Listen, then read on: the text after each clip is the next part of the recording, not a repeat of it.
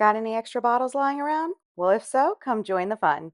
Tonight is the Beer, Burlap, and Wine collaboration, hosted by Making It My Own DIYs, Crafting with Indiana Jones, Jody at Southern Seasons, and of course, the queen of collaboration, Dawn at Shabby Mitts Bling. Let's get started. Mine is a wine bottle, a Corona bottle. My friend last summer, she had a friend of hers give her some limoncello in these glass containers.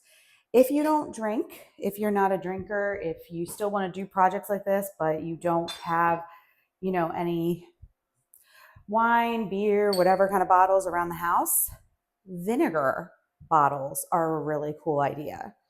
I've done something like this. This is one I did for Christmas last year.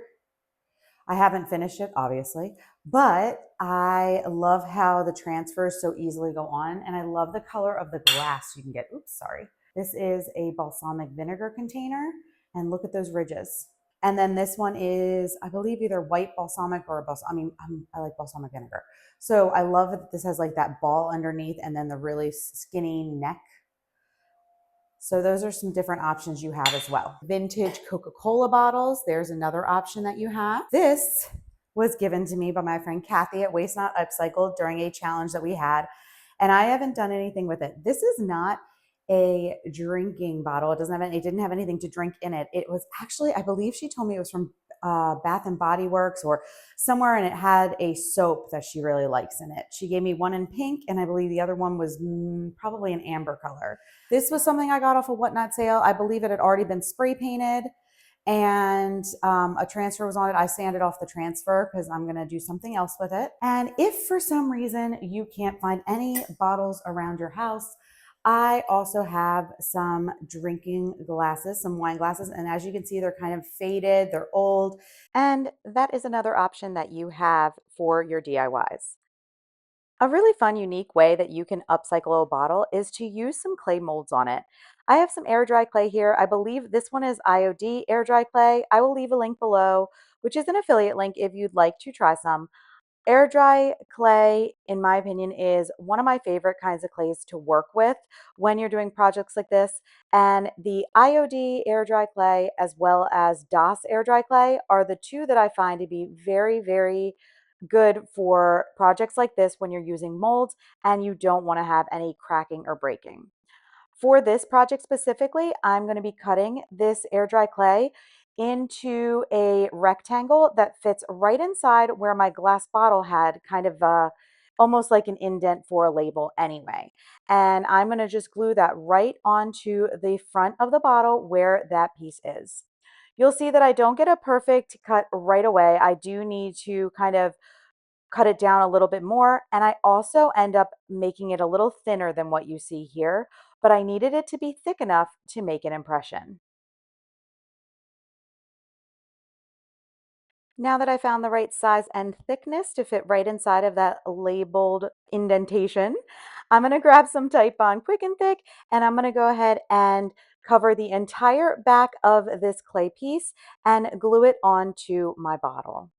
When you are gluing onto a rounded surface or really any surface, you want to make sure that you are going across over to the edges and that the glue comes as close to the edge as possible. This will ensure that your clay piece, as it dries, will remain adhered to the surface and also avoid any of that lifting or disconnecting, I guess, from the bottle. Before I let this sit aside and dry, I do want to make sure that I have the soft clay available to me to make this impression. All I'm going to do is choose a stamp. This is from the ephemeral type stamp set by IOD, and I'm just choosing the little chunk of text that fits perfectly inside of that little clay piece I created, and I am pressing it down, holding my hand on one side as I kind of press a little bit more firmly on the other side, and then doing the same to the opposite side. Now, I wanted to embellish this a little bit further, and I thought about using some of the other little stamps that are on the ephemeral type stamp set, but it was just a little bit too much. So I chose this Dollar Tree little stamp set that I got last summer when I was at the beach, And I'm going to take just one of the little tiny leaves or flowers and really just make an impression on each corner of my little label that I created on the front of this bottle. Again, before this dried, I wanted to make sure that I covered it to prevent any further cracking or any cracking. And my original thought was just to go ahead and cover it with Van Dyke Brown Glaze and leave it be. I figured that would be a great way for the text to show through and to make sure that my air dry clay was protected and give it also that like aged look. But the problem that I had here was as I was covering my piece, I realized that I would not be able to wipe back the excess of that glaze because I did not coat it with like a polyacrylic sealer or anything first. Because of that, the text wasn't going to be as obvious. Like I wasn't going to be able to get that contrast that I really wanted. So I let this dry and then I decided on a new plan. Before I show you that, I wanted to give you a quick peek at some of the other creations that I made with some of the other bottles. I did use the same concept where I took some clay molds and placed them onto my bottles. Here's an example of one of them. I use the Virdis mold with those leaves and I placed them onto a Corona bottle. And then I did spray seal it first with Rust-Oleum clear spray just to have better adhesion of that chalk paint. But because I was using Dixie Belle's chalk paint, this is Magnolia by Dixie Belle, I ended up getting a um, pretty good adhesion with that paint. But I will say that after I did this, I gave each of them one coat. I decided to use a Fusion All-in-One mineral paint on all of the bottles, including that one that you just saw previously. Here are all of the bottles that I created. I ended up painting them with two coats of Fusion All-in-One mineral paint. I chose the colors Cashmere, Raw Silk, and Cathedral Taupe. So here is the cashmere, and I did that on two of the bottles. And you can see I used another, I believe that was the rose, a little rose from the unicorn mold that just came out. I also used those same roses from the unicorn mold on this other small bottle. And those ones are covered in Cathedral Taupe.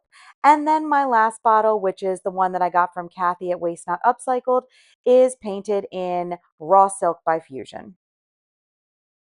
Whenever you are using clay molds, it is really, in my opinion, a great idea to find a way to help them stand out. You can either do a dry brushing over it, have some maybe gold rub and buff or something to bring out the details. For this project specifically, I wanted to look for something a little bit more subtle. So even though I don't need the clear wax for sealing because all of this paint is already sealed, it's like an all-in-one paint, I did get some clear wax and covered all of my pieces, or at least the clay part of my pieces, in a clear wax because I wanted to come back with some Dixie Belle dirt and use that to get that into the crevices and all of those little details on the molds and bring out those beautiful embellishments.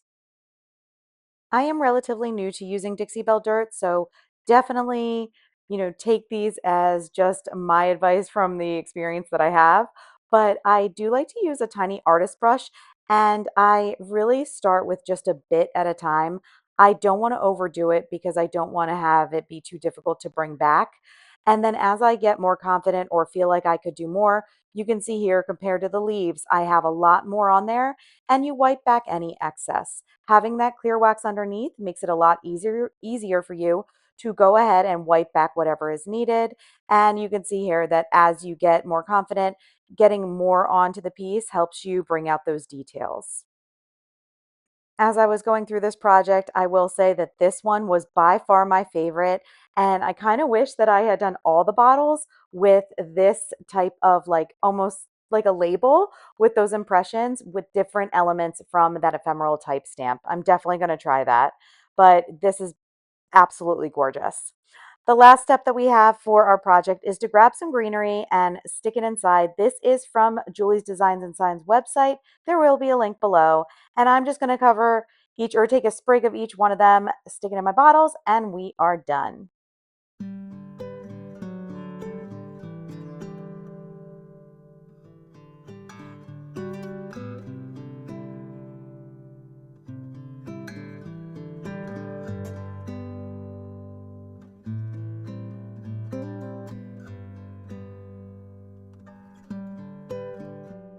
I did decide to decorate my bathroom with these, putting them into this windowsill that I have right above the bathtub in my bathroom.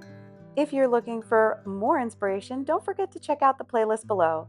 A huge thank you to the lovely ladies who hosted today's Beer, Burlap, Wine, and Whimsy collaboration.